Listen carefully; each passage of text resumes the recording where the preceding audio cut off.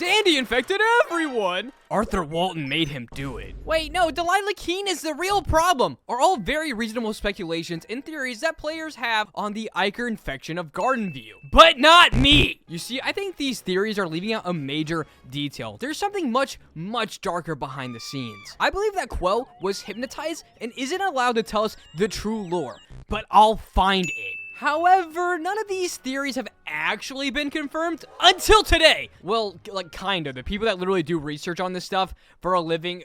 Game Theory made a video talking about the lore of Danny's World. And as a well-conditioned, oiled Danny's World veteran and deep lore enthusiast, I thought I would dissect and deep dive into this video. Let's go! Roblox is at it again. Move is over it? Doors. There's a new horror game in Oh, town yeah. that's taking the internet and our subreddit by storm. And its Heck name yeah. is Dandy's World. But don't trust that smile for a minute, friends, because behind it is a sad and broken character who ruined the lives of his friends, his creators, and the very studio we're. See, this is someone that's talking about Dandy. They think Dandy did it. I don't think so. I think it's darker and deeper than that. And we also know from Quell that Dandy isn't pure evil. Exploring. Game Hello, Internet. Theory. Welcome to Game Theory, the show that just can't get enough black goo. Think about it. Bendy, Doors, Welcome Home, Fun fact, Bendy is actually something that inspired Dandy's World. Bob Mod, FNAF, all of them have a black, goopy thing that leads to one thing. Lore. We should probably just plug it into my veins at this point. But alas, HR won't let me do it. And given it's been a while since my last black goopy hit, when I saw our subreddit blowing up with a game called Dandy's World that also had its own black goo, I was very excited to gobble up whatever sticky dark lore this thing had to offer. On the surface, Dandy's World is a multiplayer survival horror game on Roblox. The game itself takes place in an abandoned educational center All right, we're getting into the good stuff. A minute and the good stuff's finally happening. and museum called the Garden View Center. We play as these little creatures known as toons. Our job is to hop into the elevator with some friends and complete various tasks while collecting items that can be traded into the lead character Dandy to unlock even more toons to play as. But as you might expect, That starter screen, like that shop screen without any of the characters unlocked, that stressed me out, dog. we're not the only things creeping around these empty halls. The deeper we go, the more we start to get a sense of what happened to this place once filled with the sounds of children's laughter and joy. What happened to this beloved place to shutter its doors, and why it has suddenly come back to life with evil versions of the toons known as Twisted that are trying desperately to stop us, dripping with that delightful black goo. Why did you call it delightful? Are you part of the problem? Are you a part of the conspiracy? Incoming alert, I just got some bad news that goes along with my theory of Quell being brainwashed. In the comment section, the creator of Danny's World, Quell, acknowledged this posting. As someone who used to watch the channel's FNAF content back in middle school, this is a surreal feeling and such an honor. And I'm proud of you and I'm happy for you, Quell. However, you're not acknowledging the plot here. I'm so happy to see more discussion around the writing I am so passionate about. Thanks, Game Theory team. This is just a start for Danny's World. I can't wait to explore more when it comes to Gardenview and its inhabitants. See, she didn't even acknowledge the theories. She might have already forgot them altogether. There it is. Oh, that's You are part of the problem! the good stuff. So, step into the elevator, loyal theorists, because we're gonna get to the bottom of what's really going on in Dandy's World and its smiling rainbow flower mascots. The history of the Garden View Center actually starts with this note that you can find if you don't die to the various Twisteds chasing you around the various floors. It's an application for a business loan dated 1984. From this, we can see that the Garden View Center is the brainchild of two young visionaries, Henry Stein and Joey Drew. Wait, what? I meant Delilah Keene and Dude, I thought there was some new lore I didn't know. You totally baited me, dog. Arthur Walton, although the connections between these two and Bendy definitely keep going. Thanks to a note sketched out by Arthur, we can tell that he was the one who originally designed the look of the toons. As for Delilah, she was a bit more sus. After seeing the sketch of the lead character Dandy, she writes back to Arthur saying, What about the others? You said he had friends. Yes? I'll need them. Respond ASAP. Oh, okay. See, this is something I never connected. I didn't get the timeline correct. I don't know why I said that. You literally don't By the care. way, Okay. out of coffee. Get more. also ASAP. Uh-oh. If she's anything like me without my morning coffee, things are about to get real bad. Even worse if she's like Santi. But despite the clearly ominous language, Arthur doesn't seem fazed, saying, "You've never failed me before, Delilah." Then, in a recent update, the developers added these portraits of Garden View's two founders. Arthur is dressed to the nines, I tip my hat to you, sir, and Delilah is covered in black goo. See, Arthur, this is how it starts. And then you decide to leave, and your business partner creates an inky dimension inside their apartment, which is meant to house an inky version of you that they can torture for all eternity. Who is that guy? This guy's a fraud. It's a tale as old as time. Although this black goo is a little different to the living ink from Bendy. It's called Ichor. And not only can we find this black goo all over the place during the game, but when you get caught by a twisted, your toon explodes into the stuff. It's almost like the Roblox PG safe version of blood. And the name certainly lends itself to that line of thinking. Ichor isn't just a made-up word. It comes from what is very quickly becoming my favorite thing to talk about on this channel. Say it with me now. Greek mythology. Is that actually real? I wonder why there's so much of this in indie horror these days. Probably a theory for another day. So make sure you ink splat that subscribe button like your life depends on it, because it just might. Anyway, the ancient Greeks believed that instead of having blood coursing through their veins, the gods had a mysterious substance known as Ichor. They also believed that if a normal human were to come into contact with Ichor, they would die instantly. Why did I never find... How much research have I done on the lore of Danny's World, and I never found out that Ichor is actually the blood of gods from Greek? Either way, well, I guess I wouldn't really have connected it to Danny's World, so let's see how the smarter people connect it. So that's it? Ichor is just the blood of the toons? Oh no, my friends, there is a lot more going on here. Okay. Because Ichor is also this game's form of currency. We collect more and more of this stuff as we descend further into the levels of the Garden View Center. But what do we use this precious Ichor to purchase? More toons to play as from Dandy's shop. Almost as if Ichor isn't just the blood that's coursing through them, but it's actually what is used to make the toons. And given the notes and photos we found from earlier, while Arthur was the one who originally designed the toons, it was Delilah who brought them to life using the Ichor. I guess it really is just the ink machine after all. And similarly, it has an unfortunate side effect. You see, as you play and encounter more of the twisted toons, you unlock research that gives you more lore about each character. Several of the research entries mention that it's the Ichor, and more specifically being overcome by Ichor, that turns these happy-go-lucky toons into the twisted monsters they are now. That also explains why all of the twisteds can be seen with Ichor pouring out of every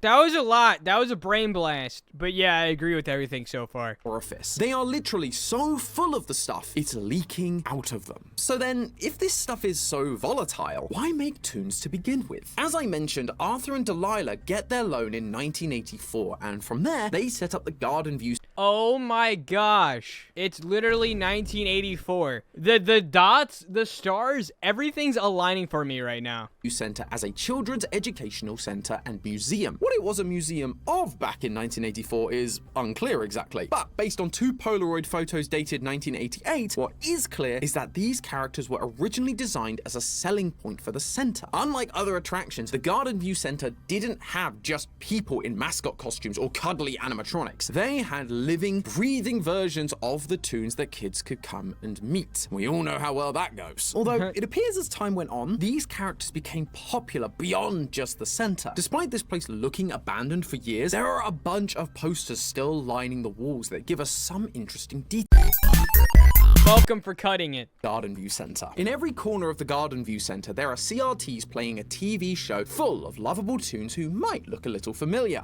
What on earth is a CRT? Is that just the name of an old television? There are also posters of the different episodes of this show, along with the dates they originally aired, hung up on the many walls of the building. This show is Dandy's World, and the earliest date we see for the show is for the episode Snowy Adventure, which aired on Christmas 1990. 2 years after the earliest date we know these toons to have existed. The Garden View characters became so popular that they eventually created a show. The show wasn't just about the many adventures of Garden View though. If you take a look around the place, you can actually find storyboards for the show. If you don't know, storyboards are essentially what TV, movies, and even gaming studios will use to plan out a sequence of events and the shots that they will need to capture or draw for any given project, meaning that this show was actively being worked on here at the Garden View Center. This wasn't just a place where kids could come to learn and play, it was also a TV studio. And as I realized that, I couldn't help but be reminded of a certain other TV studio slash theme park from the real world that was popular around around the same time. A studio that, in itself, was also famous for its use of a slimy substance. So wait, he's connecting this to Nickelodeon, dog?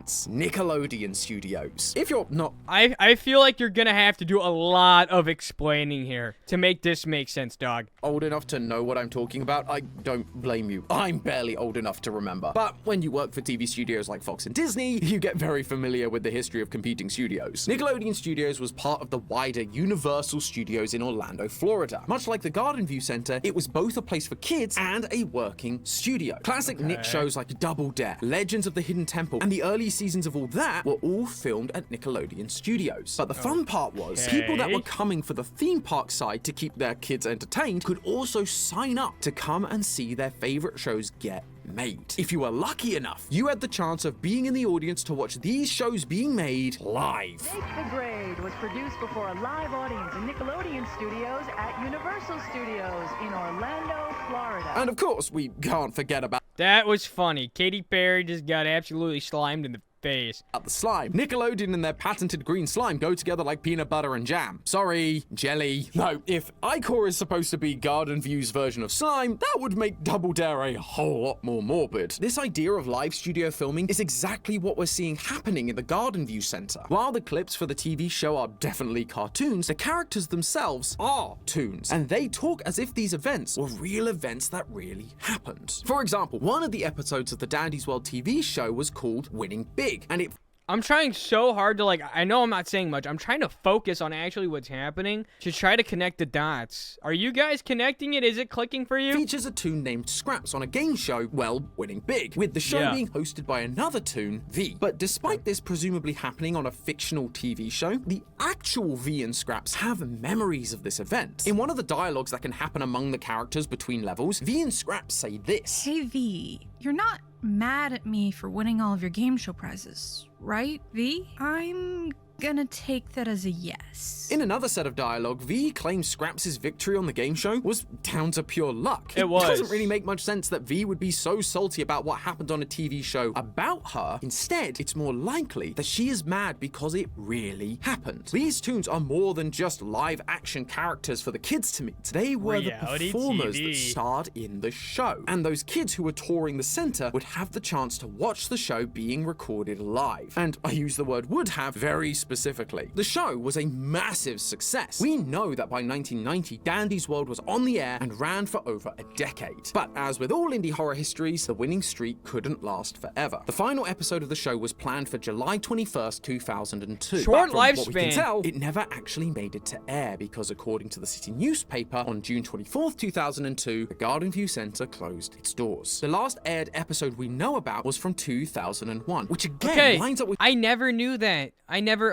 That's something I never fully connected. what we saw from the Nickelodeon studios. The studio began to lay off staff that same year, 2001, and the game shows being produced there had production halted, while Nickelodeon animation continued in other locations, which is another reason why I feel like Dandy's World was being produced as a live action production. If there was just another animated cartoon, we'd likely see remnants of the show still going on, but as it stands, the show stopped at the same time the studio did. However, compared to Nick Studios' closure being due to the heavy shift in animation and the increase in shows needing to be filmed in Los Angeles, Garden View's closure was a little more mysterious. According to that same newspaper, it was shut down due to a quote, malfunction incident, which, as we all know, is indie horror corporate speak for our creation turned on us and tried to kill everyone. It's even Indeed! Yes, it all makes sense now. The stars had fully been aligning for me. more suspicious when the creator, Arthur, was asked to comment and chose to remain silent, especially when behind the scenes he makes it abundantly clear that he knew exactly what was going on. He writes in a letter to his longtime business partner Delilah, Delilah, we need to talk.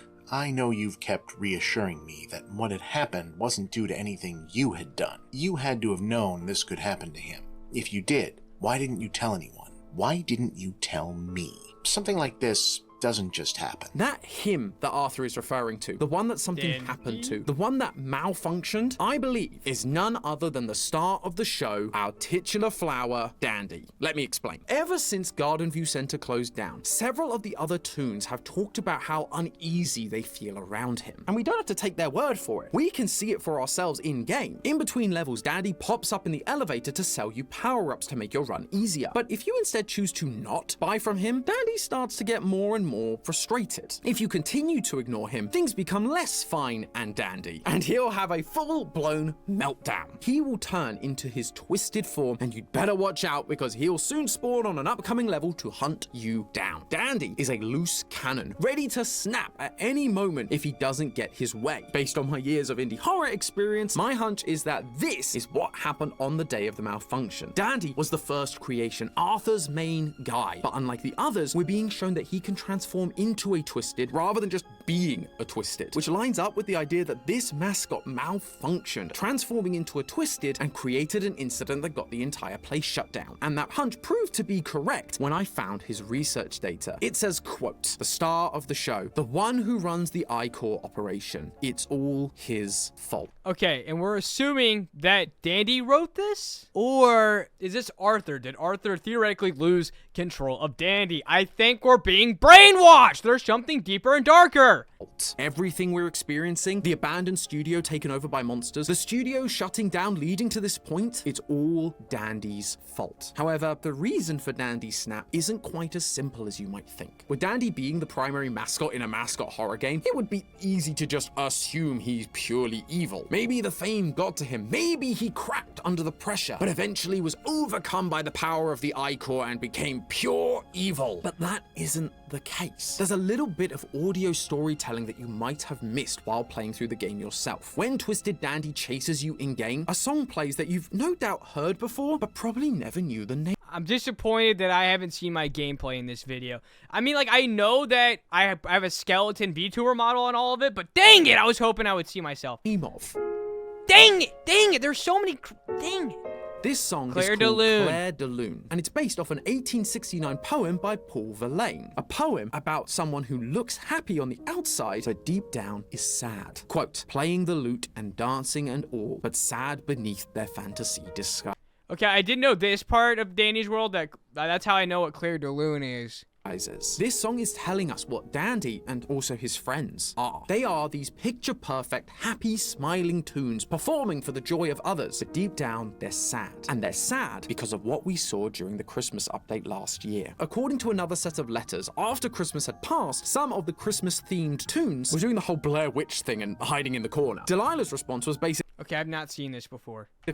Christmas is over, just throw them into storage till next year. Even though the toons are alive, they were being abused by their handlers and treated like props. Only good for the thing they were made for and nothing else. Behind their smiles were sad and lonely creatures. Dandy's dialogue when he thinks you're ignoring him at the shop matches this. We're friends here, right? Friend? What is happening? He's confused. He's scared. He is terrified that he too has lived past his usefulness. That if he is no longer the star, that he and his friends face the same fate as those Christmas toons. And my guess is that's exactly what happened on that fateful day in 2001. Dandy saw how his friends were being treated. He got scared. He didn't want to be ignored, to be forgotten, to no longer be the star. And as a result, he became overcome by the Ichor and ultimately caused all the toons to be locked away forever, a self-fulfilling prophecy. That's why, as his research report says, he has restarted the Ichor project. It's not because he's trying to build an army of evil toons to take over the world or to enact his revenge on those who wronged him. He's trying to atone for his sins. He and his friends lost everything, and it's all his fault. Now he's trying to bring the show back to life. He specifically keeps asking you to find and collect and give him the VHS tapes of the show, and he's using the Ichor to create more toons. Maybe, just maybe, if all the toons come back, so too will the fans, the kids, the show, and Dandy can once again be the star he was literally born to be. But he is not the original creator. He's not Delilah. He doesn't know how to use the Ichor properly. He's using too much, and so all of his toon friends are ending up as twisted monsters. But hey, that's just a theory. A game theory! Thanks for watching. Wait, With that being said, let me know what you guys think about this. Like I said, I think everyone's brainwashed, and maybe Quo was able to brainwash the game theorists as well. I think something much